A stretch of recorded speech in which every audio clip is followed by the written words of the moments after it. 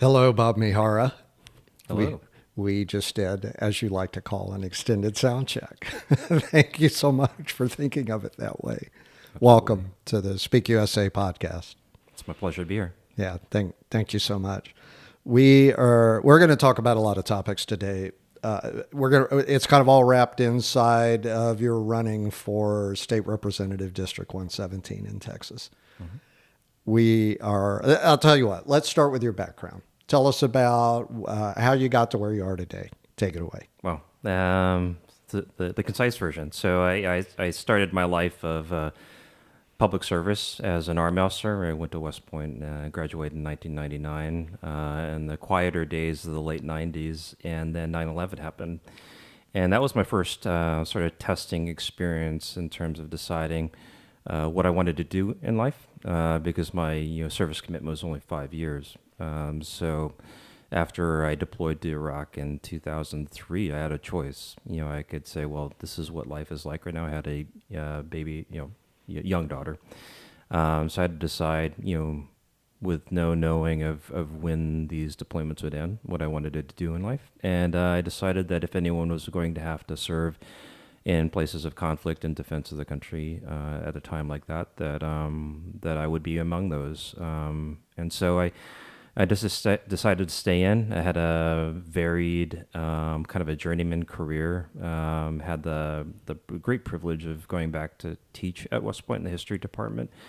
And I think everyone that had served on the department could easily say that that was a transformative experience. There is something about going back and studying more deeply any topic, whether it's history or whatever, and then on top of that, the unique opportunity to teach some of the best undergrads in the country.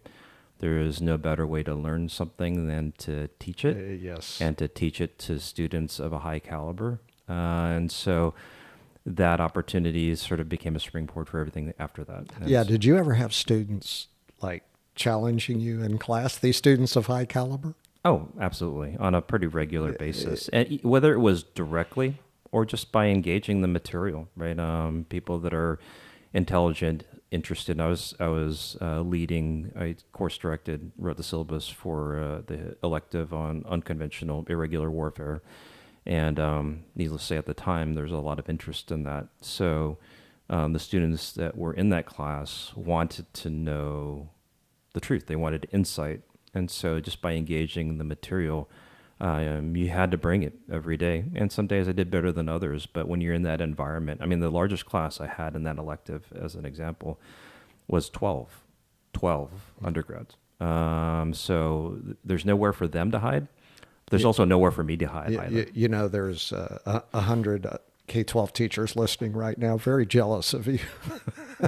I have only 12. Well, having substitute taught, and that's sort of later in my life, but having substitute taught in high school at Northside ISD, I understand. Yeah, you can relate. You Yes. can relate directly, and I certainly hope we have 100 teachers or more listening to, over time, listen to this podcast. The other thing I think people don't appreciate, when you hear the term irregular warfare, think about a lot of things that have been going on in a recent history.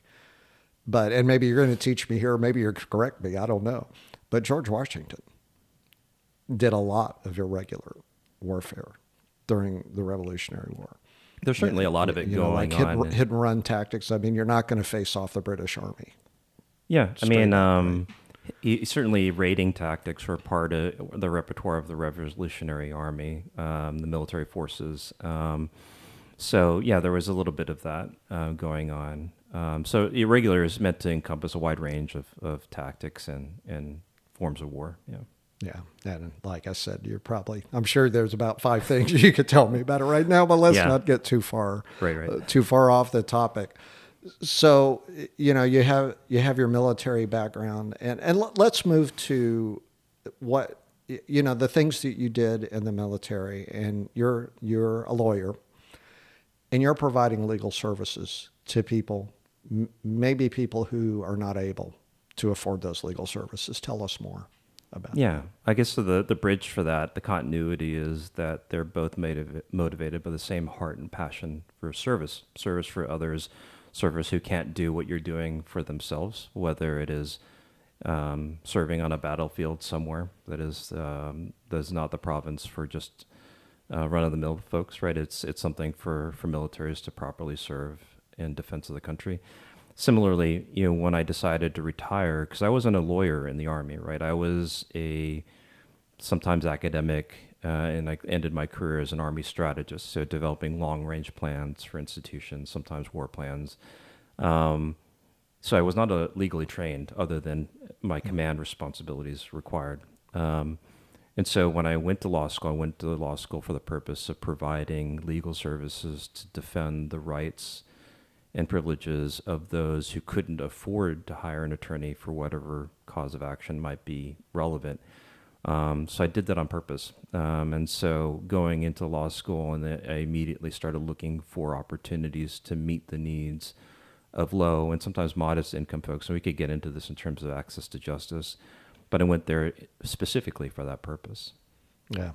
And that is so relevant to what we're doing on this podcast, to what the group that's running this podcast is doing, trying to help people understand the history, rights, and progress and institutions of democracy in our country that I believe, and I think our group believes, that the group we're working with is under threat right now in ways that we haven't seen, I don't know, not my lifetime, I don't think.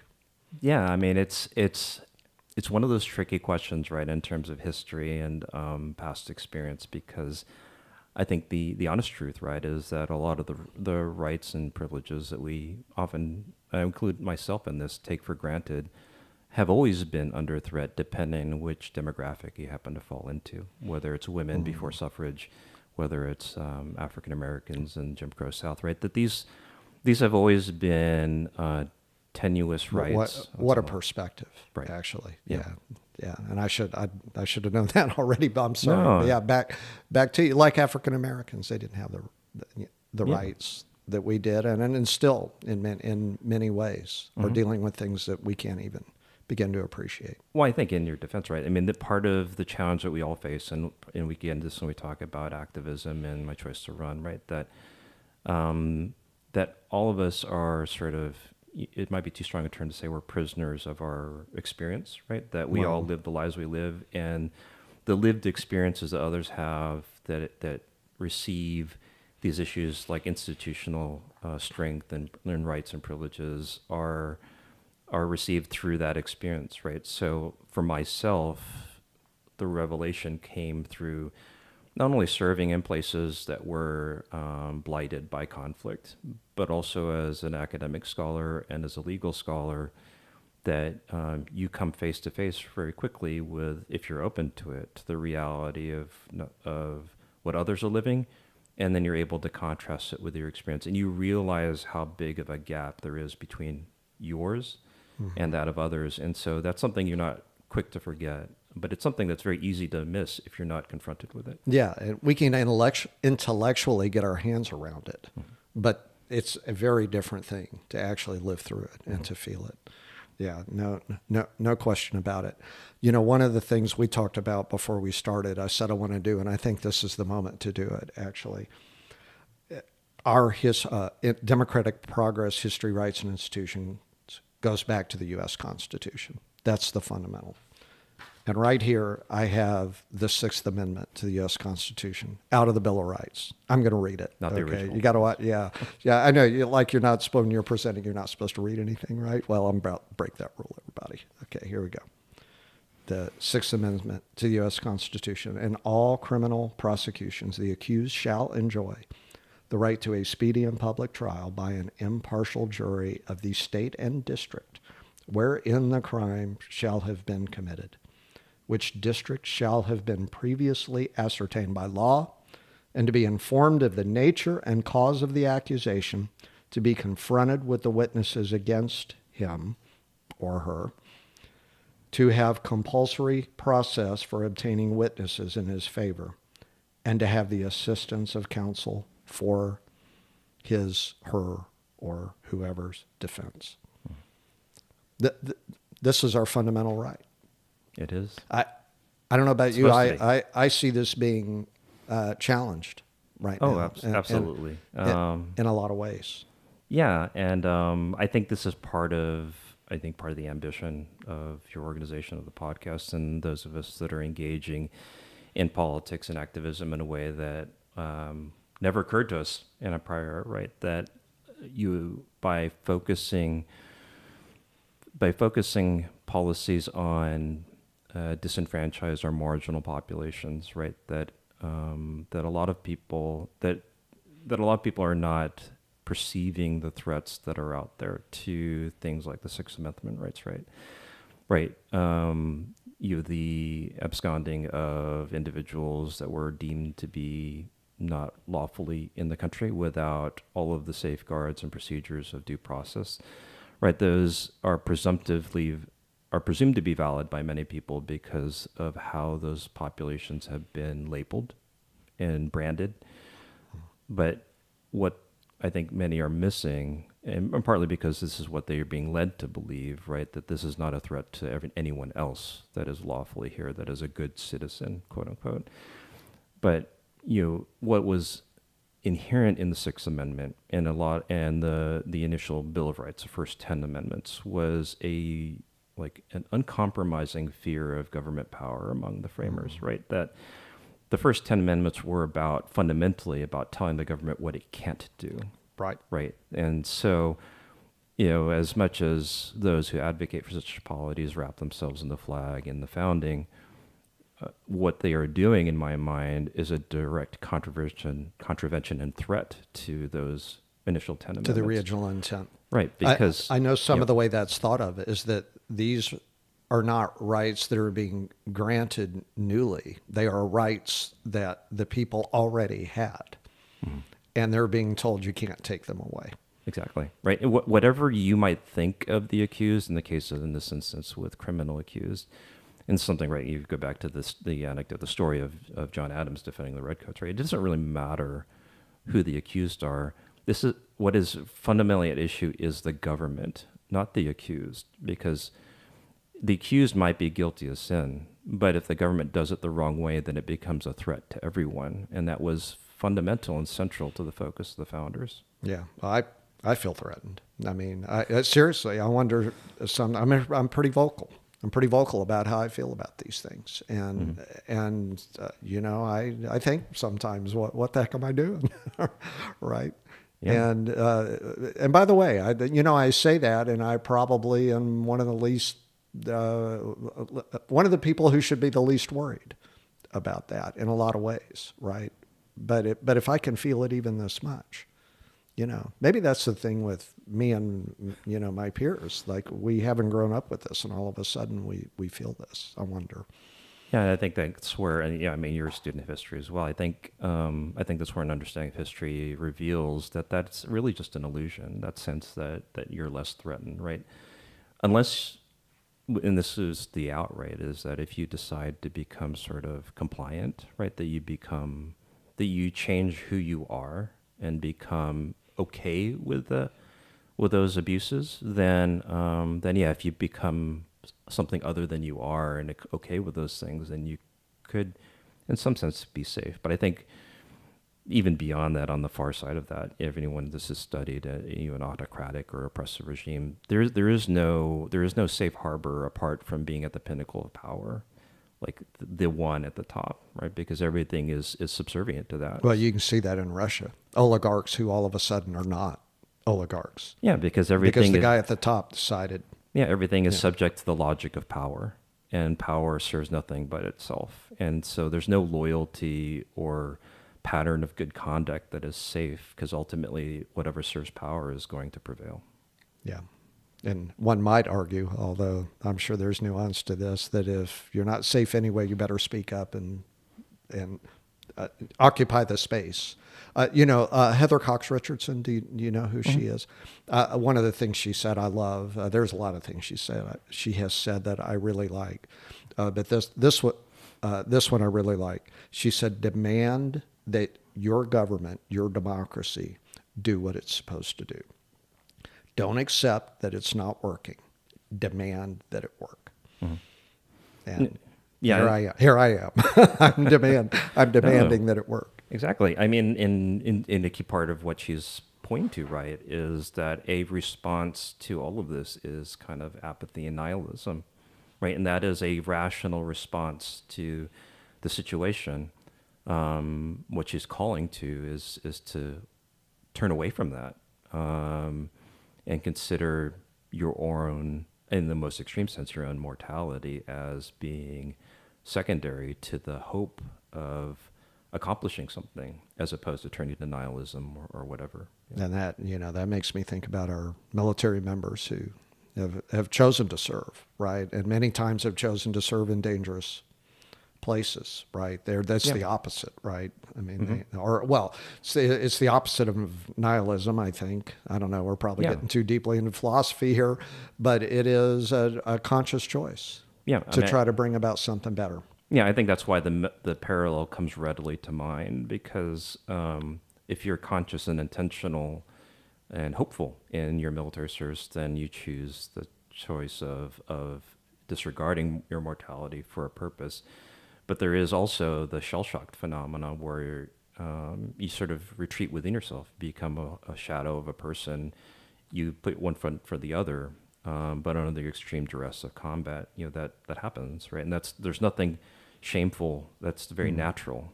So the parallel, I think, carries, right? We have a choice, as much as we have lost faith in our institutions as a society. For many of us, I don't count myself as one of those, but I am worried that is a choice, and it's a very natural one. I can understand it. Yeah, I've not lost faith in the people. Yeah. Yeah, although I watch some things that some folks are doing, I'm asking myself, what in the world's going on here? Yeah. Well, there's no institution Yeah, apart from people, right? that's Ultimately. that's right. But Yeah. that's right. I think by and for the people maybe is a good moment to say those words. Yeah. Before we leave, white people deserve legal counsel. There's been a lot of talk about due process lately. So that, as I understand it, I'm talking to the professor, but I'm sure you'll correct me, that is the 14th Amendment, which is pretty long, but here's Section 1. Actually, just part of Section 1 of the 14th Amendment, starting at about a halfway point. Nor shall any state deprive any person of life, liberty, or property without due process of law, nor deny to any person within its jurisdiction the equal protection of the laws. And one of the things I noted reading this is it doesn't say citizens, where it does earlier in this section. It says persons. It doesn't matter who you are. If you are under the jurisdiction of a state in the United States, and I believe this amendment made sure that the rights that were true federally were also true in the states. You're due process. Mm-hmm. Yeah, I mean, that's why when you look at the 13th, 14th, 15th Amendments, it's often referred to as this America's second founding, right? Because not only are we erasing the legacy of chattel slavery specifically, but there's also a rethinking of government's relationship to the people, right? There is, let me get back to the point that you made in terms of persons versus citizens, right? It was written directly to respond to attempts to disenfranchise freed slaves and those who were born free, that were African American, right? It was a direct response to that. That's why you have birthright citizenship, right? We wouldn't have it if governments, local, state, federal, could be trusted to be honorable and protective of all rights properly. It was written that way because there was attempts to get around it. But to get back to the second founding issue, right? That this is going from where we were in the initial 10 amendments to the Constitution to where you were talking about restraining government primarily, and you get to the second founding and you start thinking about amendments to the Constitution that are affirmative of what the government ought to do for the people, right? In terms of, like, as you said, like enforcing the rights of free people, citizens at the state level, right? Enforcing the rights, protecting, doing stuff for the people. And I think it's important to understand that when you're looking at those amendments and the attempts to curb or curtail them, you're talking about a reversal or going back to the federal government no longer being a protector or guarantor of those rights, and allowing powers that be at every level. Yeah, and I was talking about the first time in my lifetime I've seen things.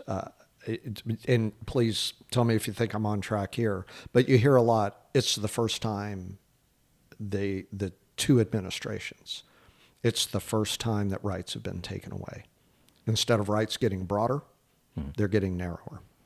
Yeah, you could probably find sort of nuanced or sort of ways to sort of contextualize that. But I think fundamentally, as a project, I would agree with that. I think since the post-Civil War amendments, I think this is the first sort of concerted, organized effort broadly to reverse that. Because I think in prior eras, you could point to certain pockets and areas of resistance. Yeah, the sub bullets, not the main bullets, as it were. Yeah. And you have me thinking of the famous saying, now the arc of history, right? And it's like the arc's kind of bending the other direction for a moment. Okay, and there are many of us who'd like to kind of bend it back and try to help bring that to pass. So, well, thank you for discussing with me these deeper issues that really I think are driving much of what me and my friends are working on. Let's change the topic to why you're running for office. You touched on it a little bit, but and by the way, but actually before you jump into that, one of the things that really stood out to me, we have conversation before we get it live on the mic here, right? One of the things that really stood out to me, I believe that among me and my friends, there is a desire to try to make things better for everybody, kind of independent on whether it improves our individual situations or not. And when we talked and you shared your background, that's one of the things I saw as well, is that you're really trying to think about people disenfranchised, in whatever way that they may be disenfranchised. So, thank you for setting that example. And if you would explain to us what has motivated you to be a candidate. Why are you doing it? Absolutely. I guess go all the way back to the beginning, kind of how we started in terms of my background. From early age, I didn't apply to West Point because it was prestigious, right? I applied to it because it was. To me, it struck me as the best pathway to providing service to the country. Not the only way by any stretch. And it comes from a deeply rooted passion, commitment to contributing to fairness, equity broadly, to those around me, to society. And there's different ways, again, to accomplish that. And so that's sort of the foundation for me and how it led me to military service, to public interest law, and then ultimately to decide to run for office. Because I don't think it'll come as a shock to anyone, but when you look broadly at the policy world, at the world we live in, that there's a lot of inequity involved. People disagree on where the inequity is or how to prioritize them. But that at a certain, I think for me at least, at a certain age becomes, you could say, intolerable, right? That it becomes something that I have to do something about. And it wasn't too long, after I'd become a public interest attorney, where that you sort of gain some intensity, right, between the issues I was dealing with the clients I was working with, the issues I was seeing that were handled by our partners in the community, and by what was going on in politics in general, right? When I went to law school, I started in 2019, and seeing the policies towards the end of the first Trump administration, seeing some of the struggles in the policy world in the succeeding years, and now under the second Trump administration, right, that I felt that I couldn't just be a public interest attorney, and that's not a diminishment of that role, but that given where I was in life and where I felt like I had to offer, that I needed to do something different, and so understood. Yeah. So you have a kind of a particular way you think about this balance also between personal responsibility And, I would put it as social responsibility, or maybe the term is government obligation. Mm-hmm. Right. Can you expand on that a little bit? I think you view that a little bit differently, and maybe in a way that different sides of the aisle might find appealing, perhaps. Yeah, absolutely. I think there's a couple of different tracks on this, and let me see if I could get this straight on the first try. You certainly on the kind of left of center, more liberal progressive view, there's a lot of emphasis on individual rights, right? And one of the issues I see with that, certainly as a legal advocate, is that there is a the rights language, one is sort of restorative in nature, right? It is not, rather than preventative, right? A lot of the issues in terms of whether it's tenant rights or whatever, it would be better for the individuals involved, and arguably for society as well, if we could prevent the harm in the first place, right? That, again, getting back to the dichotomy between restraining government and government's obligations to the people affirmatively, that certain, whether it's programs or other benefits to prevent people from becoming homeless in the first place. So that's one thing. And then when I listen to some of my more conservative friends and colleagues, right, that a lot of the conversation I hear is about moral hazard, right, and responsibility and consequences for actions. And I think on a certain level, there is something inarguably right about that. But I think what is often lost is an understanding of the material circumstances of the people that we're actually talking about, right, in terms of moral hazard and making right decisions to avoid hardships in life, right? There are, certainly people make mistakes, and there is a natural consequence to those things.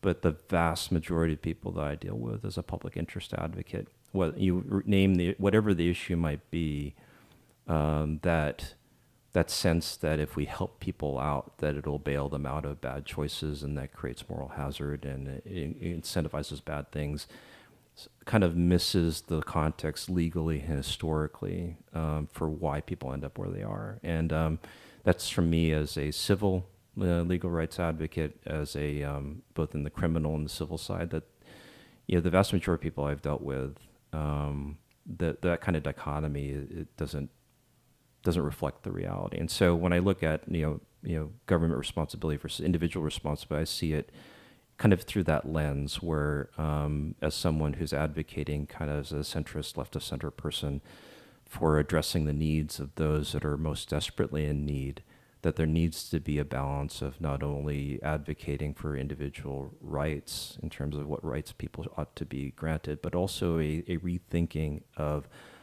public responsibility, of what the government affirmatively should be doing for the people. And that's ultimately, like, when you look at some of my approach to my candidacy, right, one of the things I really want to drive home as a message is that we need to think about government's responsibility to the people differently. I mean, a lot of, certainly democratic socialists have been talking about this for a while, but I think there is an alternative more in the center about thinking about government responsibility that has been under explored in our policy debate. And what is that alternative? Help distinguish that other people's approaches, other groups' approaches to what you're thinking. Yeah, it might be good to talk about more in terms of a concrete example, right? Yeah. In terms of like what you've been seeing from some of the new right thinkers like Orrin Cass and others, in terms of like offering things like certain worker protections, wage subsidies, maybe for small medium businesses, as an alternative to minimum wage, right? I support minimum wage on a certain level, but I think it is like in many instances, it's sort of a mitigating solution rather than a preventative solution. And that there are some downsides to it as much as might be good sides. So I think thinking more broadly about what government could do within the context of a free market, within the context of that kind of a system that has been kind of trapped by the left-right dichotomy as it's existed over the prior generation, that it's a much rethinking the solutions that we're willing to talk about as it is about any sort of broader ideological doctrine or philosophy. Yeah, well, a couple thoughts here. One, if only we could get back to the policy discussions, right? Right. There's 10 ways to solve a problem. Everybody's got to have an opinion. Can we have that discussion without anybody at the table feeling like they're being ignored or persecuted? Lowercase p, persecuted in some way. Boy, it would be great to get back to that. The other thing you make me think about is, it is all of our responsibility, and I think government's included, to try to improve the quality of life for all of us. And sometimes that improvement of quality of life doesn't come immediately. You do something, it has a long-term effect. Public schools. I mean, public schools, here's where I bring up my day job of being a STEM educator. And I'd love to see students in a career, maybe 5 years later. But the other thing I want is for students to be good citizens in 20 years. And maybe help us out of this mess we're in right now, or certainly not contribute to it any further. Vannevar, we didn't talk about this ahead of time, but Vannevar Bush, do you know that name from the 1940s and 50s? The investment that we've made in science and technology has benefited us in ways we can't even imagine what the world would be like. I mean, here, you and I right now, right? We're sitting around this table. We got these microphones. Yeah. If things work the way they're supposed to work, this thing's going to get recorded and uploaded, within 30 minutes of us finishing. I mean, we wouldn't have this if we had not made that kind of investment in science. Why can't we make that investment in people? That's basically what you're talking about, right? You're talking about different policy approaches. Yeah. What's the best way to make that investment and help people, hand up, not hand out, I think. Yeah. Wow, there's a lot in that question. I think part of the reason why we've lost that ability is, again, because we've lost touch with our history, right? And you see this in all sorts of ways in the conversation, and hopefully I'll be able to say this coherently enough. One of the things that we've forgotten in terms of the role of public investment, of public goods, is that wasn't really questioned going into the 1940s and 50s, right? So this is the golden age that people talk about, particularly in conservative circles, right? That a lot of the successes of private corporations, a lot of ones we venerate right now, would not be possible with immense investment from the federal government, public investment. Right. And that's true to this day, right? When you talk about where does Elon Musk get from SpaceX, a lot of those guys are poached engineers, maybe from NASA.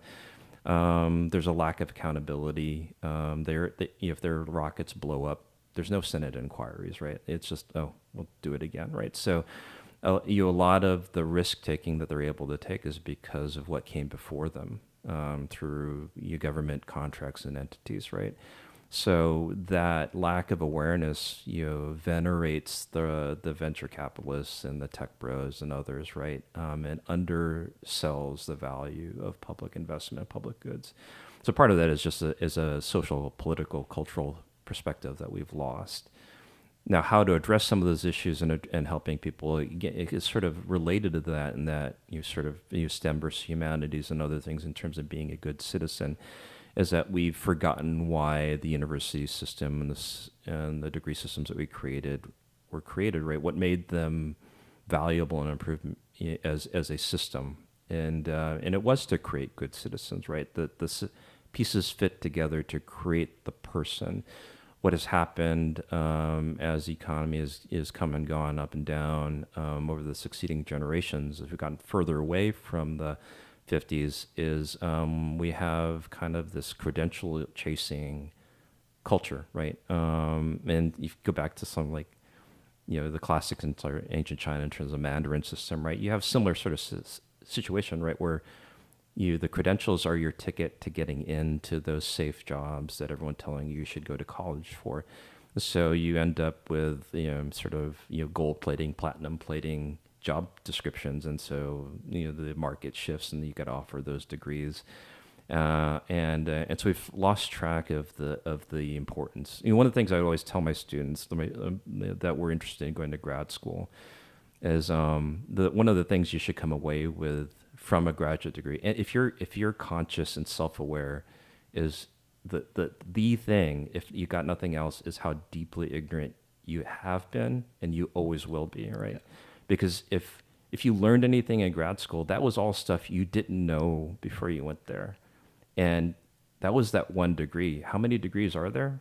There's a bunch, right? So if you're focused more on what you know than what you still don't know, to adapt a prior guy's saying, there's the things you know, the things you don't know, and the things you don't know that you don't know you don't know. Exactly. Yeah. Right? Yeah. And is certainly, I mean, in my own case, I came away with an appreciation of, my goodness, there's a lot of stuff I don't know. By the way, if any of you out there have any question about this, go to YouTube and just pick a topic, any topic, and look it up and start watching a few of those videos. It just will blow you away how much knowledge there is out there. I guess I'm a laggard, but I recently discovered how much content there is on YouTube. Mm-hmm. And, just on in any topic. And I started kind of on the science front, but, the next thing you know, I'm watching like the history of Europe from 1200 to the present, right? And oh my gosh, there's just so much out there. You never wrap your head around it, ever. You just maybe get better at doing a few things. Yeah. Right. So your candidacy, mm-hmm. What are your main topics, your themes that you're focused on in your candidacy? Sure. Just to start off, I think we've talked a lot about the democracy and institutions and the future for all of those things, and that certainly is kind of the broader context and the foundation for it. I mean, that's certainly something that motivates me and gets me conscious on a more tangible level. You're focusing on the things that allow individuals and families and communities to thrive and prosper is kind of where my focus is, because ultimately at the end of the day, and I'm going to get to those specifics, that's part of what empowers us to act on those more high-minded things, right? If families are struggling to make ends meet, if they're running into crises, that they're running into barriers that ought not be there, that's distracting, right? And we ought not chastise them for being focused on those things, because those are real. Well, and it hurts all of us. It hurts all of us. Right. We'd all be better off. So yeah. So the issues I'm focused on are really broadly schools, right? I mean, one of the few institutions that exists that stands to unify our society are public schools, right? They are a unifying public square space where the public square is vanishingly fractured, right, and fragmented, where people of widely diverse backgrounds and perspectives are able to form their views, form themselves in a common space in the context of the others, right? So in a state where we are in the bottom half of states in terms of the per pupil spending, whereas we are one of the more prosperous states in these United States, right? It ought not be as one of the handful of reliable metrics or predictors of student success in life, that we should be in the bottom half. And this is one of the more painful things to me right now, the whole history of vouchers, the fight that has gone on for many years, and now vouchers have been passed. And the idea that public schools, people of my persuasion would say that money for public schools was held hostage in the prior legislative session, and maybe the one before that. Mm-hmm. But give us vouchers and then we'll open that up. Well, now they got vouchers, and a bone was thrown. In my opinion, a bone was thrown to the schools. Yeah, it's not right. No, absolutely not. I mean, it's and this is what people hopefully will come to understand over the coming years, hopefully not too long, is how short of the mark it really is, right? The $8 billion speaks to a fraction of how far behind we are in terms of per pupil spending. And it's not just about spending more money. It's about spending money sufficient to achieve the outcomes that we expect for our kids. And not the amount is a catch up on lack of underinvestment over the past decade. It is behind under the hood. It is highly scripted so that whatever the needs might be locally, the benefits are not accessible, right? Because you name your thing, right? You're not paying for retirement system costs for employers, for the school districts, addressing various other areas of cost inflation. those things are not addressed, right? And so there's a lot that needs to be fixed. What's feasible to do remains to be seen. But that's one of the reasons why it's a key area of focus for me, because it affects so many people, and it is such a long-standing problem that we need to be, in my mind, very active and loud about it. Even if we can't get it across the finish line now, we need to keep it on people's minds, because it is an injury to all of us ultimately. Well, we need people fighting for our schools. Yeah. And in your candidacy, what are some other topics that are on your mind? Sure. I think for those of us living in the far west side of San Antonio.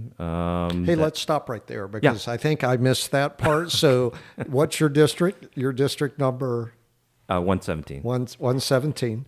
And I want everybody who's listening right now to ask yourself the question, what state representative district do you live in? If you don't know, you need to stop this podcast, go to the internet, look it up, because you should know that. You should know what state representative district you're in, what state senator district you're in, and then all the other representatives that you have. So where is 117 in San Antonio?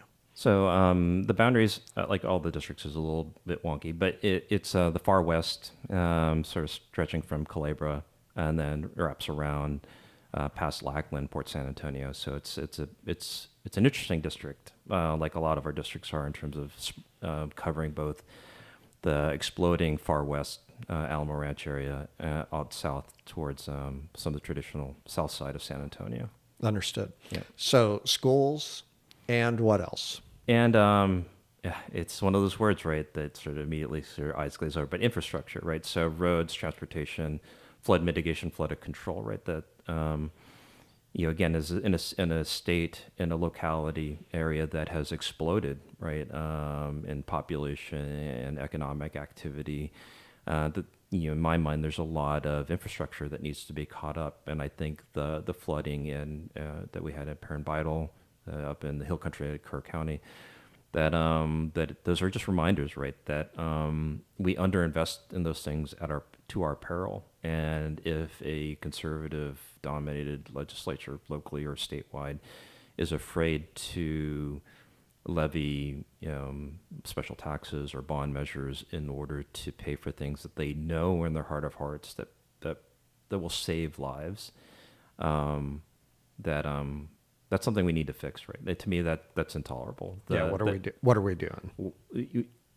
People dying in a flood in their car in Perrin Bidle, in the urban, with all the infrastructure we're working on here. To me, that's just unacceptable. And so there are those sorts of measures, and then it's sort of more on the frustration level, but there are real life consequences to falling behind in building roads and infrastructure and stuff like that, and our over reliance on building roads, right? And part of the issue we have with road and transportation infrastructure is that there's a focus on giving people what they need after the fact, right? So, if you look at Houston, you look at any major large metro area bigger than ours, Los Angeles, whatever you want to get, California, you can't build your way out of the traffic congestion problem. It's impossible. Right. We see that around the country. Right? Yeah. And if San Antonio wants to continue to be on the leading edge and bring in these employers, bring in these tech companies, then we need to offer them the environment that is conducive. So you mean this big new spaghetti loop that is right over by me, 1604? Yeah.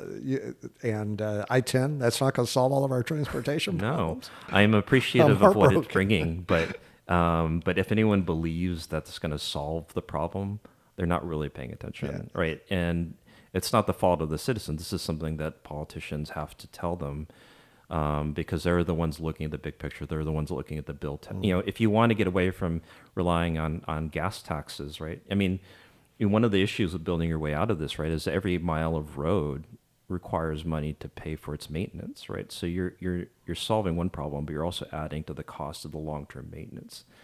So if we want to actually solve the problem, and this is sort of a common issue, right, with policy issues, then you're going to have to be honest about a lot more than what you're talking about. Yeah, I figure about, at best, 5 years of somewhat reduced traffic over here on my side of town, thanks to that giant new spaghetti loop, which I love to look at, by the way. I drive through it. It's a marvel. If I'm not driving, I grab my camera and I take take pictures of it because I think it'll be really cool 20 years from now to look back and see what it looked like while it was being built. Yeah. I mean, it's a tech marvel, but boy, there are a lot of policy issues related to dealing with that.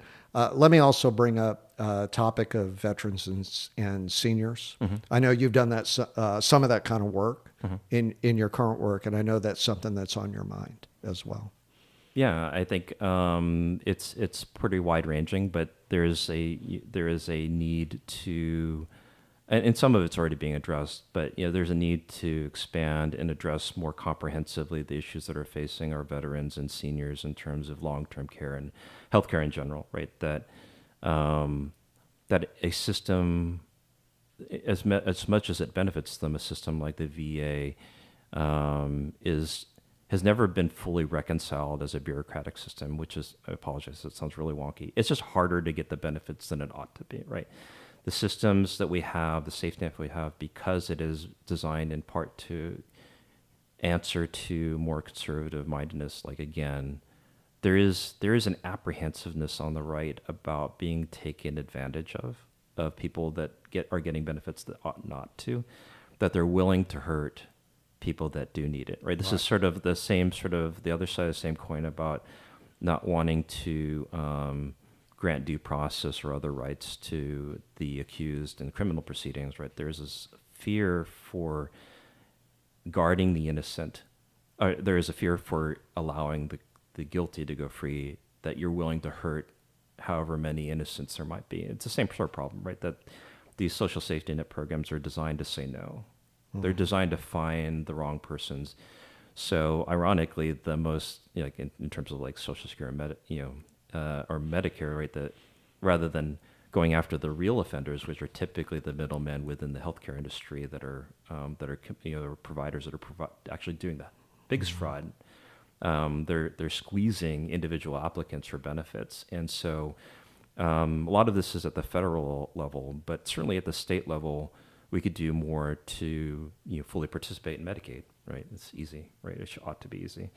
And then obviously as people who are in the same space as politicians, we could be doing a lot more, or as much as we can, to advocate at the federal level with our counterparts in the Congress, right? That it's just simply too hard to get the benefits, and we should be biased towards saying yes and then prosecuting those who commit fraud, than saying no and hurting so many innocent people. You made me think about the difference between the innovative spirit and the bureaucratic spirit. That we've got to be willing to try some things, and somewhere somebody's going to get something they didn't deserve. Yeah, and my argument would be you can bureaucratize the innovative spirit if you want to, right? And this is the same sort of thing you have in scientific research, right? You're probably more aware of this than I am, but a lot of the leading scientific institutions outside of the government are because they're oriented on grant writing, are very risk adverse, right? They don't want to spend money on stuff that might fail. So there's a lot of innovations left on the table because they don't think that the grants would be granted. And so you can bureaucratize for that risk if you want to. Well, indeed. And this is part of why the federal government needs to be investing in those things, because it doesn't make sense to a for-profit institution to take that risk.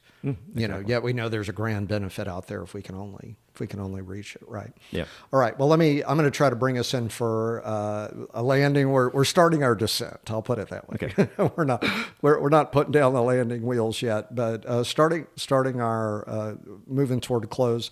We talked about, and we talked about this a little bit before, but just to formally put it on the table, activism versus policymaking, or not versus, but the maybe the complementary nature of those two. I say that as someone who, I've kind of been an activist my whole life, but I haven't been a political activist my whole life. That's something pretty recent. How do you see this? How do you see the role of activism, role of policymaking? Yeah, I mean, I think this might go to some of the larger points in terms of like the purpose of the podcast, the organization, that I came to this sort of perspective, this view of things, because I was trying to wrestle with the challenge of affecting change in this current environment. And I guess sort of to lay it out. So activism to me is the conscience of change, and policymaking is the pragmatic application of power to affect change. And the reason why there's that dichotomy is because you have this thing called ambition and power that's involved. And if we didn't have the controversies that we have right now, then there wouldn't necessarily be a need for that dichotomy. But in a democracy where you have active opposition, some of it good faith, much of it not, those that are within the institutions that are trying to affect change are obligated to achieve the compromises they are able to move in a positive direction. But obviously it goes without saying, as I'm saying these words, I could sort of feel it in the back of my head that is troubling and dangerous at the same time. It's sort of inherent to the exercise that you, in order to be in the room where it happens, you have to give away something. And at what point do that transactionalism become sort of self-serving? And so that's where you need the necessity of activists who are speaking uncompromisingly. Well, so much is about trust, right? Do you trust the people who are in those roles to make those judgments for you, even when you know you're not going to agree with all of them? Sure. For example, personal opinion, Joe Biden, I don't agree with everything he did, but I trust him. Current guy, not so much. Yeah. In many ways, it comes down to that. You want people in those policymaking roles. You want to be able to trust them to do what's best. Yeah, and I think that's the burden, not exclusively, but that's the burden of the activist, right? Because as you're serving as a conscience of change and speaking uncompromisingly about the person that is suffering on the far end of this transaction, that you have to accommodate that kind of transactionalism that's being performed by the policymakers.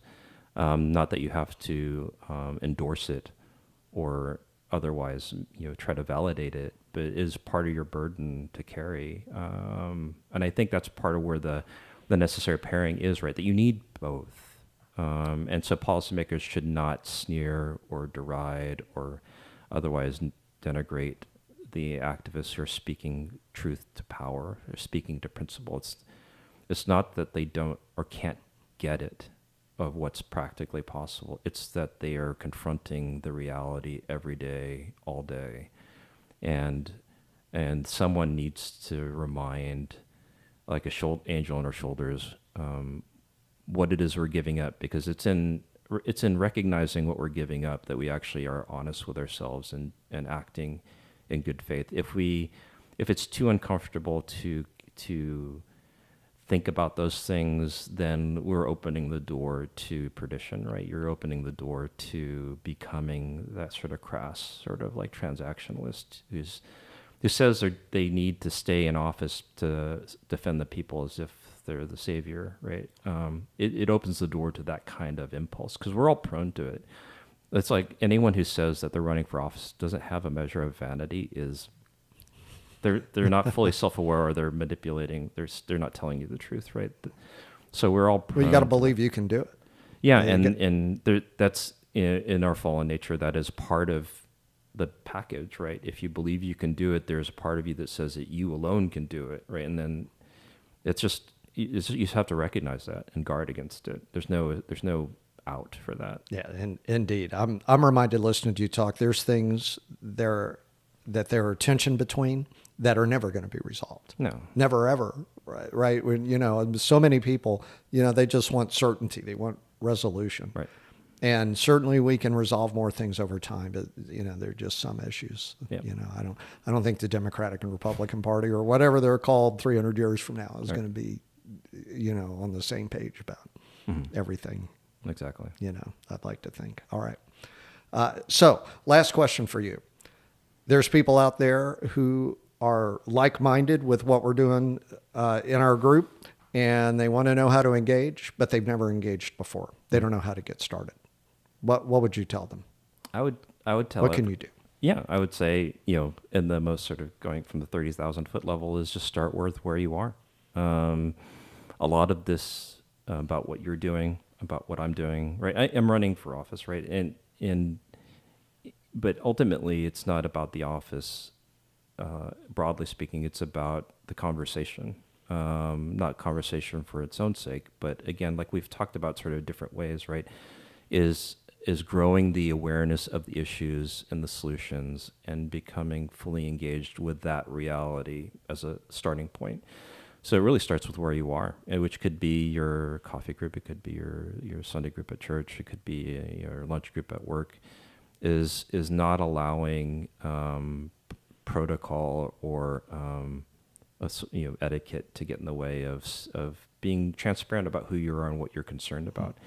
And it's in those conversations that you create the space for the change that we want, which is, it sounds high-minded, but I think it's true. I mean, so much of what is hard to do right now as an advocate, as a politician, is hard because people are shutting off the conversation. People are not engaging in the conversation. So that's a starting point. On a practical level, I think you finding what you're passionate about. So for whatever you're passionate about, there is an activist group out there for you, however grand or small. I had an old professor who said there's a group for everything, and then he talked about from 25. Let's see, now it would have been 35 years ago. The Space Tourism Association, and it turned out there wasn't one, there were two. Yeah. 35 years ago. So to your point, there is a group for everything. There's a group for everything. And again, by you, not only for that topic, but you guarantee all those groups, every member has a broad range of interest, right? You may discover issues that you are passionate about. Part of this is I don't want to get too far afield on this historically speaking, but one of the markers of the modern era, modern speaking for historical purposes, not the contemporary popular purposes, is that idea of political consciousness, being aware of your identity in a group well beyond yours, right, in the political sense. And so part of what you are able to accomplish by engaging those groups and starting where you are is you develop a different consciousness, a political consciousness, social consciousness, that then reveals who you actually want to be in terms of accomplishing change. And so from humble beginnings, you could become quite fulfilled and active in a range of things. And then obviously, speaking somewhat selfishly, right, is to volunteer and to donate your resources to candidates that excite you, and parties that sort of speak to your heart and what you would like to see accomplished, not as a way of punishing as a form of warfare against others, although I suppose that's valid in a way, but really to be authentic and in what you would like to see happen in the world, because none of these things in the system that we have happen on their own. They require people to do the work. They require finances to enable them. So we've gotten used to kind of free riding a bit, I think, as a society on our politics, and the consequences that have the least stake in our local communities are the ones that are calling the shots. And I'd say that across the political spectrum, right? Yeah. Well, I think it's 11% for the mayoral race in San Antonio, 11% turnout, if I remember right. Yeah. And again, I want to be clear that I think part of the reason for that, the lion's share of the blame of that are the politicians themselves, right? I say this as a candidate, not as an office holder, but I think those of us that are entering space have an obligation to explain ourselves, to make people believe that we hear them, that we care, and that we're actually going to do something about it. If again, it's a very rational belief. If you don't believe it's going to matter, if you think it's a waste of time, if you think they're going to play with your emotions, and why would you check in? Yeah. So we have a heavy lift ahead of us, but I think if we individually, if our local parties are aggressive and serious about bringing together those that are ready for office and giving voters a real choice at every level, right? Whether it's primaries or general, then we earn back that trust from voters. Well, that sounds like a great, more or less last thought. I'm going to do a little bit of bookkeeping cleanup here. Thank you for the amazing conversation, first of all. We covered a lot of topics, and I think we got into a lot of your motivation, a lot of your reasons for running for State Representative District 117. Your website is? Mihara, so Mihara, fortexas.com. Mihara for Texas.com, Mihara for FOR, FOR. for Texas.com. And I will add a website to the end of that. It is the Speak USA website, speakusa.org. You go there. If you are thinking about how to engage, you want to engage, please visit our website. Sign up for our newsletter. You will learn about lots of different opportunities to be engaged, to make your voice heard for the things that are going on in our country. Bob Mihara, candidate for District State 117. Thank you so much. Thank you for having me. Wonderful conversation. Appreciate it.